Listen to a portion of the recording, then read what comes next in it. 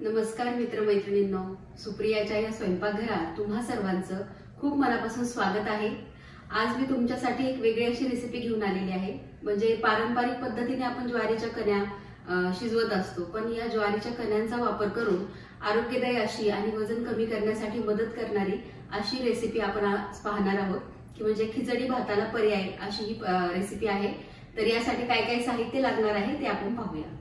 तर आपण ज्वारीच्या कण्यांची खिचडी करणार आहोत। तर त्यासाठी सर्वात प्रथम आपण घेतलेल्या आहेत ज्वारीच्या कण्या, अर्धा कप ज्वारीच्या कण्या घेतलेल्या आहेत। आता ह्या आपण मिक्सरमध्ये देखील थोडंसं वाटीभर ज्वारी घेऊन मिक्सरमध्ये त्याची भरड तयार करू शकतो, किंवा मी 1 किलो आमची घरची गिरणी आहे तर त्यामध्ये 7 नंबरची जी चाळणी आहे त्याचा वापर करून ह्या ज्वारीच्या कण्या तयार केलेल्या आहेत। आणि यामध्ये थोडंसं पीठ देखील येतं, तर ते चाळून काढायचं नाही, ते देखील तसंच ठेवायचं आहे, किंवा तुम्ही गिरणीमधनं देखील भरड तयार करून आणू शकता।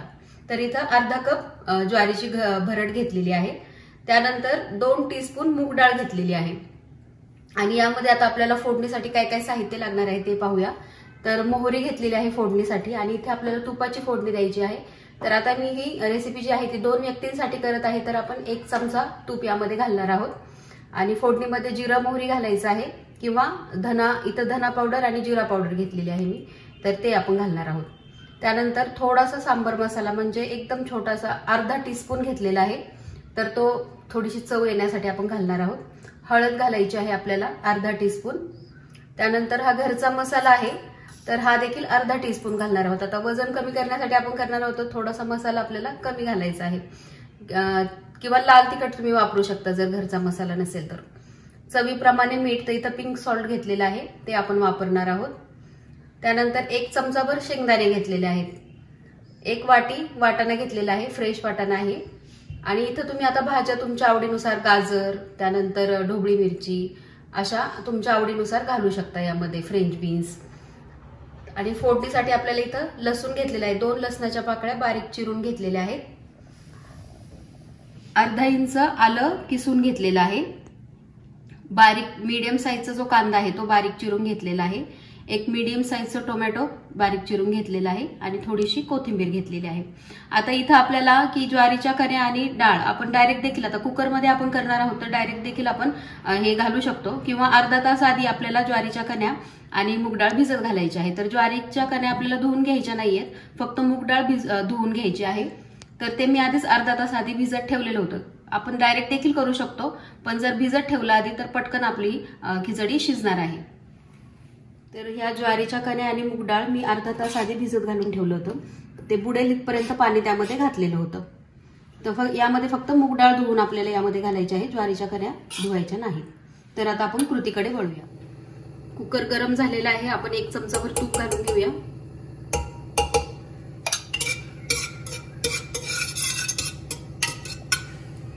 तूप गरम झालेलं आहे, आता आपण मोहरी घालूया।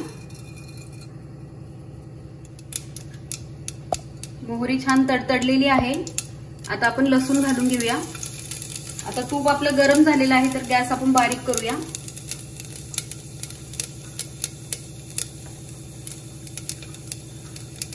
लसूण थोडासा लाल झालेला आहे, लगेच आपण कांदा घालून घेऊया।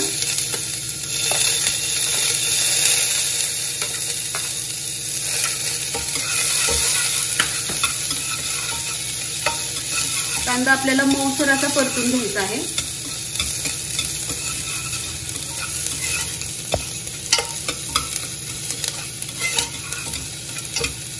1 मिनिट आपण व्यवस्थित कांदा परतून घेऊया। कांदा व्यवस्थित परतून झालेला आहे। हे आलं जे किसून घेतलेलं आहे ते घालूया आपण, थोडंसं परतून घेऊया।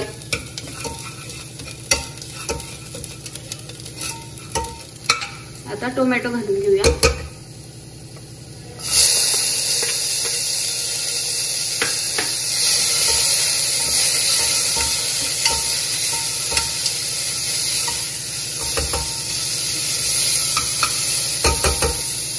टोमॅटो देखील आपल्याला मऊ होऊ द्यायचा आहे।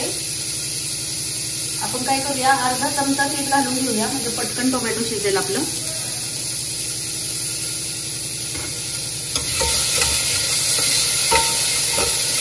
आता आपण कसं तुपाचं प्रमाण कमी घातलेलं आहे, त्यामुळं खाली लागू शकतं, तर आपण एखादा चमचा पाणी देखील यामध्ये घालू शकतो, त्यामुळे आपलं खाली करपणार नाही भाज्या।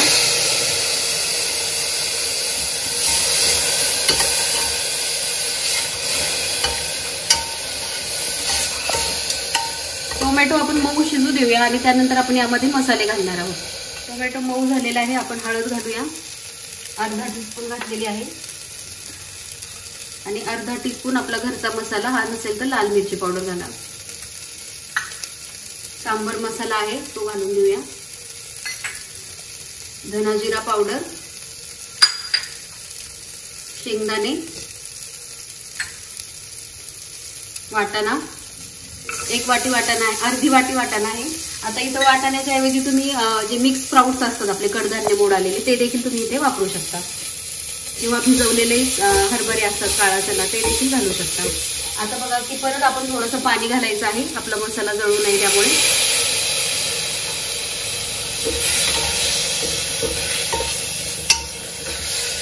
आता 1 मिनिट आपल्याला व्यवस्थित हे परतून घ्यायचं आहे आणि जर वाटलं खाली लागते तर परत 1 चमचाभर पाणी घालायचं आहे. तर मसाले वगैरे व्यवस्थित परतून झालेले आहेत, वाटाणा देखील छान परतून झालेला आहे. आता ही कोथिंबीर देखील आपण घालून घेऊया.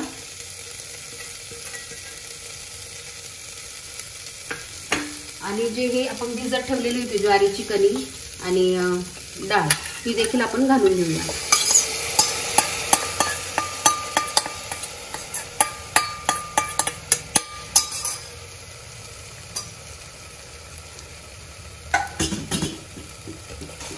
थोडासा कढीपत्ता देखील फोडणीमध्ये आपण घालू शकतो.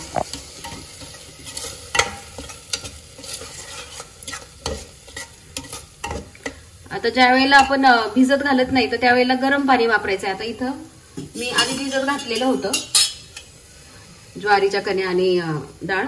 आता आपण यामध्ये मी हे 1 ग्लास पाणी घेतलेलं आहे, आणखीन अर्धा ग्लास पाणी आपण घालणार आहोत. म्हणजे भिजत घातलेलं त्यामध्ये अर्धा ग्लास पाणी होतं, टोटल आपण यामध्ये 2 ग्लास पाणी घालणार आहोत. अर्धा वाटी ज्वारीची कणी आणि 2 चमचे मूग डाळ, यासाठी आपल्याला 2 ग्लास पाणी यामध्ये घालायचं आहे. तर 2 ग्लास पाणी यामध्ये मी घातलेलं आहे. आणि आधी आपण अर्धा टीस्पून मीठ घातलेलं होतं, आणखीन अर्धा टीस्पून मीठ घातलेलं आहे मी. इथे तुम्ही चेक देखील करू शकता की मीठ कमी जास्त असेल तर त्या प्रमाणात आपल्याला घालायचं आहे. व्यवस्थित आपण हे मिक्स करून घेऊया.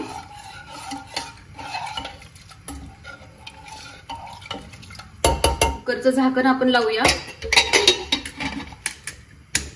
आणि याच्या आपल्याला म्हणजे 2 ते 3 शिट्ट्यामध्ये शिजणार आहे, कारण भिजत घातलेलं आहे. तुम्ही जर डायरेक्ट घातलं तर 4 ते 5 शिट्ट्या याच्या करा. तर कुकरच्या आपण 4 शिट्ट्या केलेल्या आहेत आणि पूर्ण वाफ गेलेली आहे कुकरची. तर आता आपण कुकर उघडूया आणि व्यवस्थित आपल्याला हे मिक्स करून घ्यायचं आहे. आता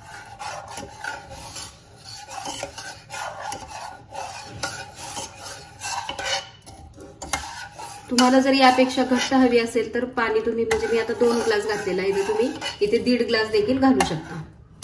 तर खिचडी आपली तयार झालेली आहे. आपण बाउलमध्ये काढून घेऊया. तर हे पहा, मस्त अशी ज्वारीची खिचडी आपली तयार आहे. आपण जे भात वापरून, तांदूळ वापरून खिचडी करतो तो त्याला हा खूप छान असा पर्याय आहे आणि चवीला देखील खूप छान लागतो. तर ज्वारीच्या कण्यांचा वापर करून केलेली मसाला खिचडी आपली तयार आहे आणि चवीला खूप छान लागते आणि आपल्या आरोग्यासाठी सुद्धा खूप छान आहे. तर तुम्ही नक्की ट्राय करून पहा.